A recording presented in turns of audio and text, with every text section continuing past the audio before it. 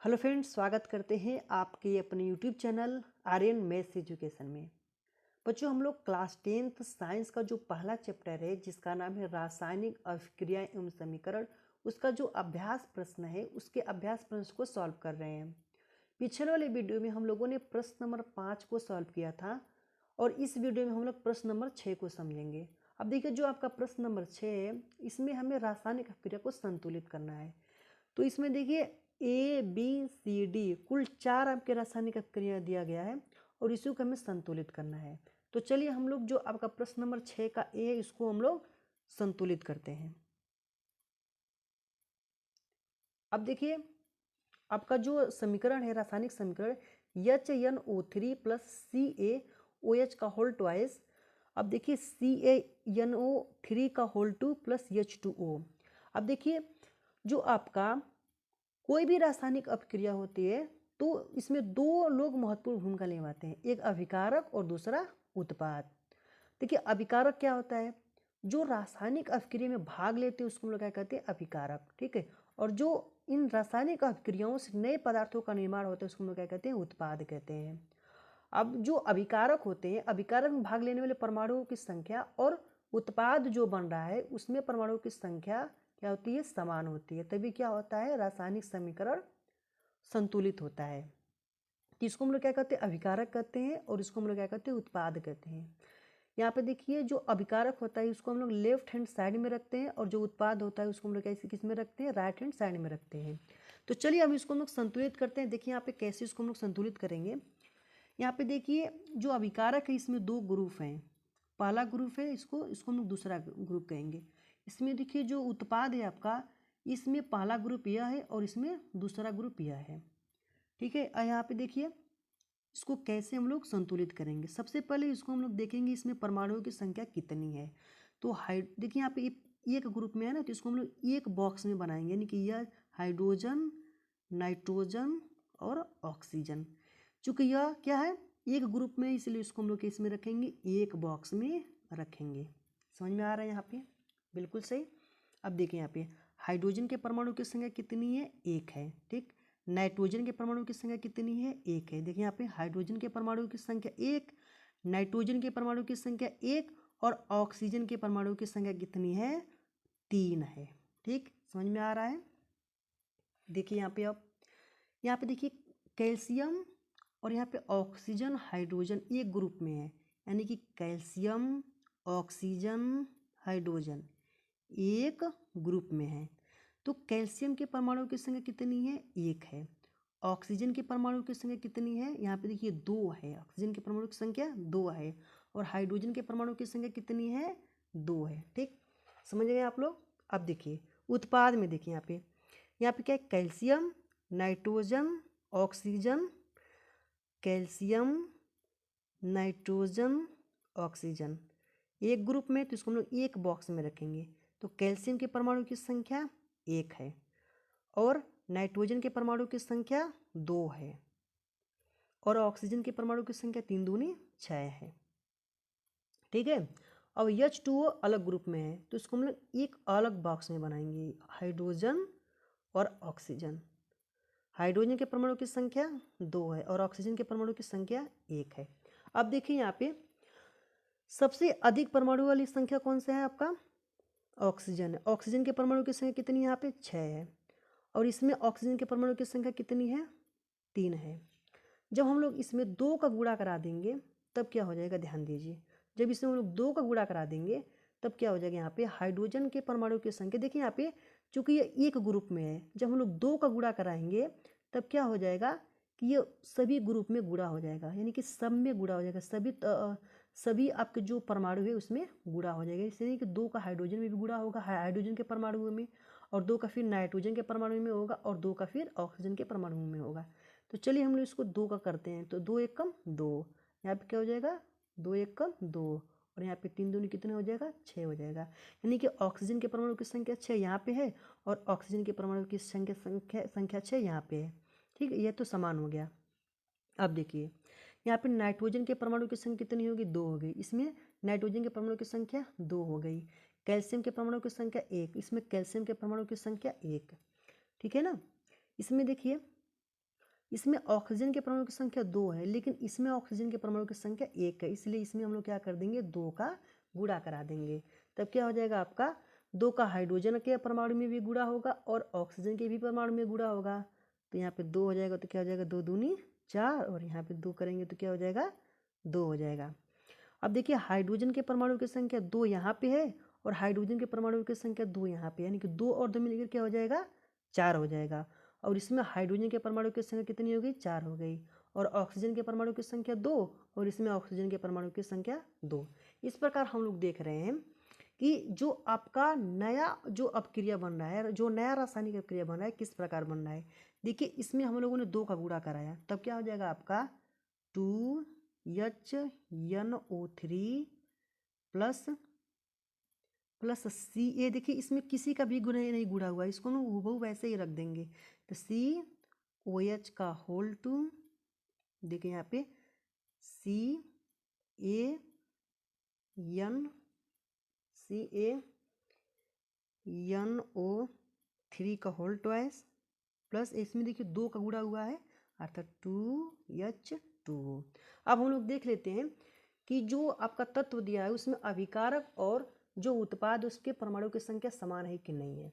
इसमें देखिए हाइड्रोजन के परमाणु की संख्या 2, ठीक, हाइड्रोजन के परमाणु की संख्या 2 यहाँ पे है और 2 यहाँ पे, टोटल हाइड्रोजन के परमाणु की संख्या 4 हो गई। यहाँ पे देखिए 2 दूनी 4, तो टोटल हाइड्रोजन के परमाणु की संख्या कितनी हो गई, 4 हो गई। अब देखिए नाइट्रोजन के परमाणु की संख्या कितनी हो गई, 2। इसमें नाइट्रोजन के परमाणु की संख्या 2, ऑक्सीजन के परमाणु की संख्या 3 दूनी 6 और 2 इसमें 8 हो गया। ऑक्सीजन के परमाणु की संख्या 3 दूनी 6 इसमें और आपका 2 इसमें, टोटल कितना हो जाएगा 8 हो जाएगा। और कैल्शियम के परमाणु की संख्या 1 इसमें और 1 इसमें। तो इस प्रकार हम लोग देख रहे हैं कि जितने भी जो अभिकारक में तत्व हैं और उत्पाद में तत्व हैं क्या है, समान है। तो हम लिखेंगे अतः रासायनिक अभिक्रिया संतुलित होगी। रासायनिक अभिक्रिया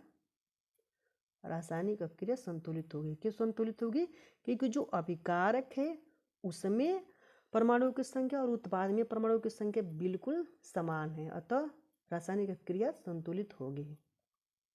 ठीक है ना, बिल्कुल समझ गया आप लोग। चलिए ये था हम लोगों का जो छठा का ये था। अब देखिए जो छठा का बी क्वेश्चन है कि NaOH plus H2SO4 Na2SO4 plus H2O, इसको हमें क्या करना है, संतुलित करना है। तो चलिए हम लोग इसको संतुलित करते हैं। तो देखिए यहाँ पे इसको हम लोग क्या कहते हैं, इसको हम लोग कहते हैं अभिकारक, इसको हम लोग क्या कहते हैं अभिकारक, और इसको हम लोग क्या कहते हैं उत्पाद। ठीक, यहाँ पे क्या हो गया आपका LHS हो गया और यहाँ पे क्या हो गया आपका RHS हो गया। अब देखिए NaOH एक ग्रुप में है, तो इसको इसमें क्या हो जाएगा आपका सोडियम, ऑक्सीजन और हाइड्रोजन।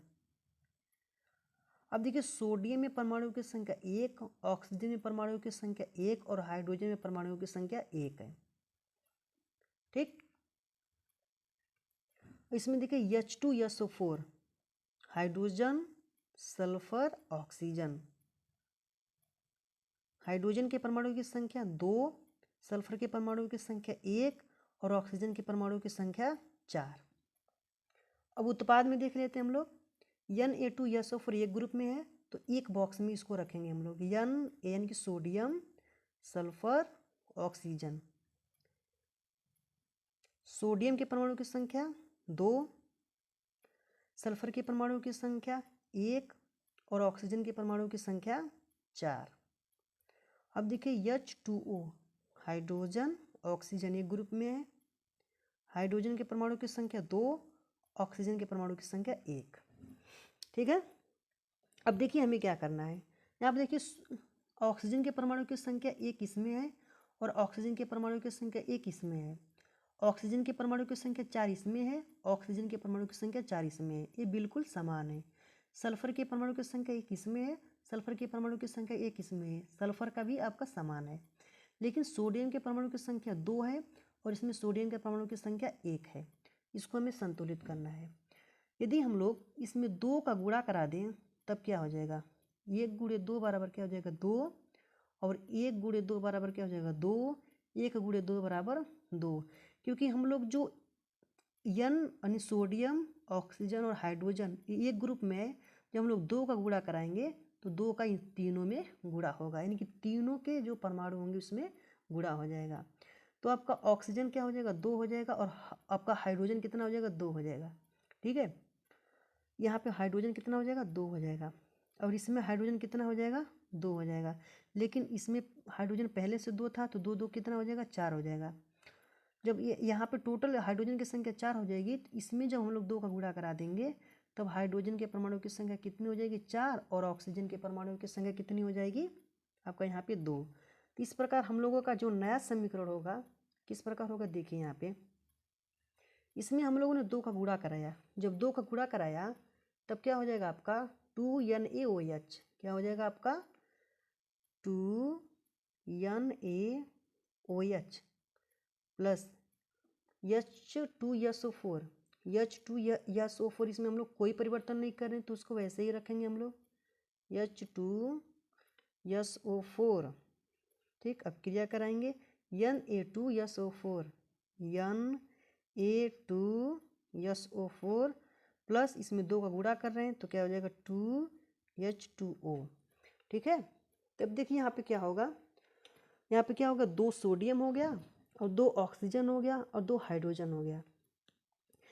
ठीक, इसमें 2 सोडियम और यहाँ पे देखिए हाइड्रोजन यहाँ पे 2 है और यहाँ पे हाइड्रोजन 2, कुल हाइड्रोजन आपका कितना है 4 है। इसमें कुल हाइड्रोजन 2 दूनी 4, तो हाइड्रोजन भी बराबर हो गया। ऑक्सीजन के परमाणु की संख्या यहाँ पे 2 है और यहाँ पे कितना है आपका 4 है, तो टोटल कितना हो जाएगा 6 हो जाएगा।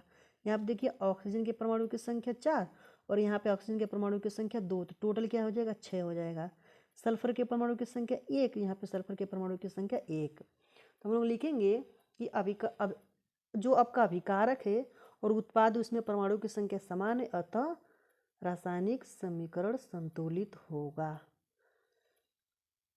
अतः रासायनिक समीकरण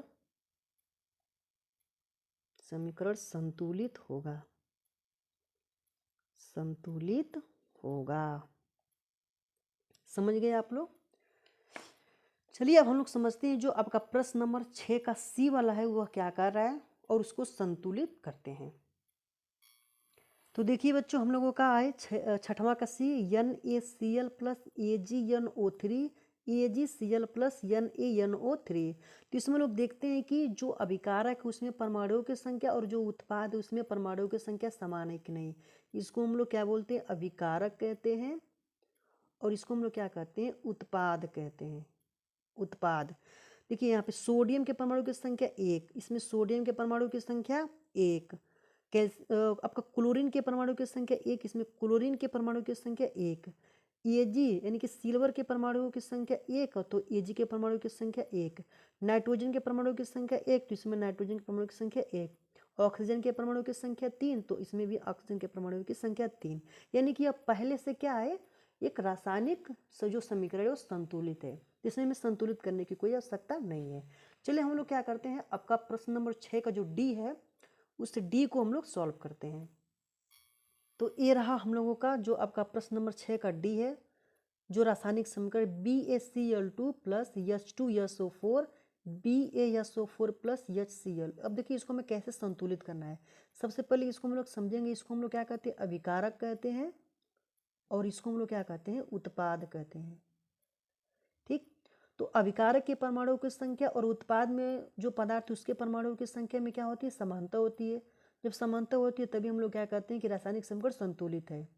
तो यहाँ पे देखिए इसको हम लोग कहेंगे लेफ्ट हैंड साइड और इसको हम लोग कहेंगे राइट हैंड साइड। तो अब देखिए इसमें 2 ग्रुप हैं BaCl2 प्लस H2SO4, यानी कि एक ग्रुप यह है और एक ग्रुप यह है। यानी कि जब एक ग्रुप जो आपका ग्रुप है यानी कि BaCl यानी कि इसको हम लोग बेरियम कहते हैं, इसको हम लोग क्लोरीन कहते हैं। तो इसको एक बॉक्स में बनाएंगे यानी कि एक ग्रुप वाले को एक बॉक्स में, तो बेरियम के परमाणु की संख्या 1, क्लोरीन के परमाणु की संख्या 2 हो जाएगा। अब देखिए हाइड्रोजन सल्फर और ऑक्सीजन, हाइड्रोजन सल्फर ऑक्सीजन, इसको एक बॉक्स में। देखिए यहाँ पे हाइड्रोजन के परमाणु की संख्या 2, सल्फर के परमाणु की संख्या 1 और ऑक्सीजन के परमाणु की संख्या 4।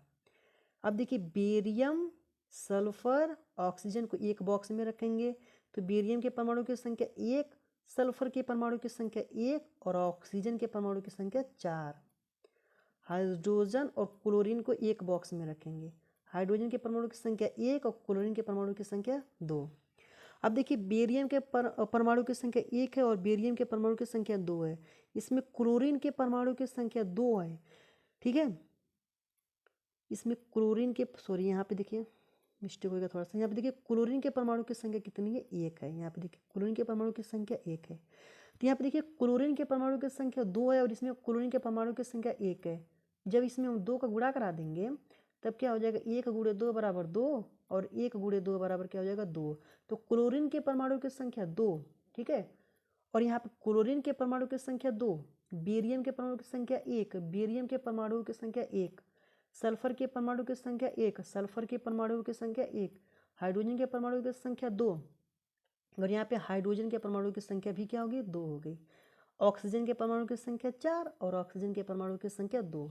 तो इस प्रकार हम लोग का जो नया रासायनिक समीकरण होगा क्या होगा, BaCl2 प्लस H2SO4 और फिर BaSO4 प्लस यहाँ पे देखिए 2 का गुणा कराए हैं तो 2HCl। तो इस प्रकार हम लोग को क्या होगा, रासायनिक अभिक्रिया संतुलित हो रही है, ठीक है। तो ये रहा हम लोगों का प्रश्न नंबर 6 में, जो कि 4 प्रश्न दिया था और चारों को हम लोगों ने, जो चारों रासायनिक अभिक्रिया तो हम लोगों ने उसको संतुलित किया। तो बच्चों आपको वीडियो कैसा लगा, और यदि आपको कोई भी डाउट हो तो आप लोग कमेंट बॉक्स में ज़रूर कमेंट करें। और आप लोगों को वीडियो अच्छा लगे तो इसको लाइक कीजिए और चैनल को जरूर सब्सक्राइब कीजिए, ठीक है। चलिए हम लोग मिलते हैं नेक्स्ट वीडियो में, और नेक्स्ट वीडियो में हम लोग प्रश्न नंबर 7 को सॉल्व करेंगे, ठीक है।